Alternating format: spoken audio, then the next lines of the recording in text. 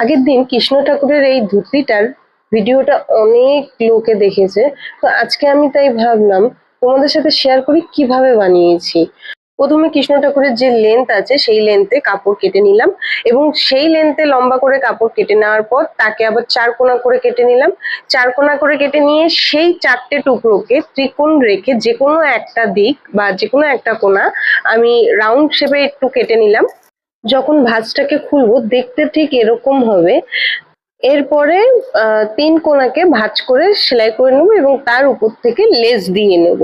Less দেওয়া হয়ে গেলে তারপর যে কোনো একটা কোনার কুচি প্রথমে দিয়ে নেব, এবং সেই কুচিগুলো পড়বে দুটোরই ভিতর দিকে, বাইরের দিকে করব না, ভিতর দিকে দিলে দেখতে সুন্দর ধুতির মতো চলে আসবে ভাঁজ ভাঁজ হয়ে। দুটো টুকরো রেডি হয়ে গেল। এবার এই দুটো টুকরোকে একটা আরেকটার উপর দিয়ে জয়েন করে দেবো। জয়েন্ট হলেই দেখতে অনেকটা ধুতির মতো হয়ে যাবে।